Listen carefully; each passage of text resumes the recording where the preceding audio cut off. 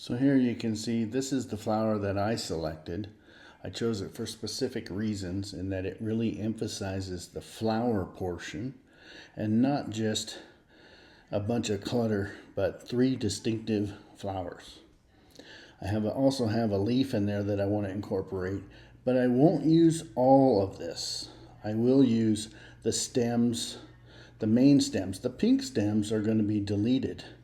There's the emphasis on the flower. So really, this is a very good one. In zooming in, you can see the detail, which is another reason why I selected this. See the veins in the flower leaves, the petals, the connection points in the middle of the flower should be easy to draw. What's hard to draw is the actual outer portions of the flowers because they have folds on them. It's not easy, but you can see as I'm zooming around how it's folded up, has one main vein. Colors are irrelevant because this is going to have a black light behind it. The veins are very important, and you're just trying to get some detail. You will have to be creative in drawing this because it's too close and too many veins to draw them all. The sections of the leaves as I zoom in is also kind of hard to see, and I have to figure out how I want to do that and still maintain the edge and the sections of the leaves themselves. All right, here's the lower flower. This one is a sideways view and will pose a little bit of a challenge, but I don't think too bad, especially since there's a lot of detail from the stems coming out. It is also not a full bloom flower. So flower creation is and drawing is a little difficult. You have to know what you want to omit from the drawing and what you want to keep. And then you just go from there. It's really not too hard. Here's a look at the lower edge of the flower. The connection point is good, easily drawn, very few shadows, and overall, a pretty good choice. Remember, there are probably 101 ways to do this. This is only one of them.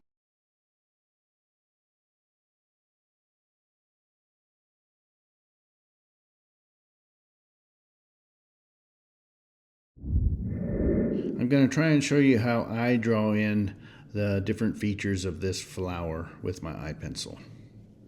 Using the Procreate app in my eye pencil, you can see that I just start filling in the grains that I actually can see before I get creative and make my own grains. Go ahead and fill in the borders as much as you can, and you'll notice that there will be breaks in these that have to be there. Otherwise, if you cut it with your scroll saw, it's simply going to fall apart. So you do have to have breaks pretty much at the end of every line. Remember, scrolling is all about cutting individual holes. When you see the picture show up of the original, that's me going back and forth to find different areas that I need to zoom in on or look at to draw. But there's the first flower, and you can see it's not real hard. It's a very slow process, but you have to get the drawing down first, and then you can come back and edit to make it a little bit more cuttable. Maybe make a little more space between the lines. But the first flower is done. I'm working on the second flower, drawing in some detail. And the detail is really important. Remember, it's scroll saw, so your lines can't be too close together, and you can edit that at the end of the particular drawing. So as you can see, I'm just progressing slowly through. It is not hard, but you do need to keep in mind your tie-in points, anywhere you're going to have hard points and how to cut them as you're going. Sometimes, I actually have to do a lot of editing afterwards because what I think is cuttable isn't cuttable, a little bit too close together. But overall, you can see it's not hard. You can see what I'm doing. There's not a lot of cuts involved in this, but you have to slowly put it together. And then continue to zoom out and take a look if you want. So I'm working my way through. The third flower is done. The stems are now going in. It's not too bad. The leaf kind of posed a bit of a challenge for me. I'm not quite there yet, but pretty hard to overlap the flower to the leaf.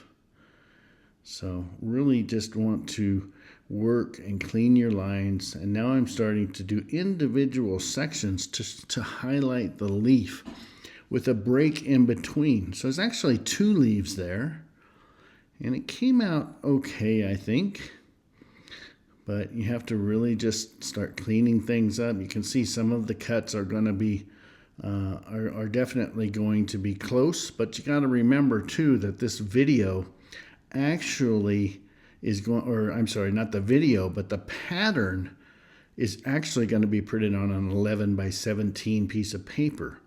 And that makes it much bigger and much easier to look at. So I'm very close to the end here, and I think it's coming pretty good. All I'm actually doing now is cleaning up, sharpening edges. Points are very prominent in this drawing. So some of them may not be cuttable, and you have to edit on the fly.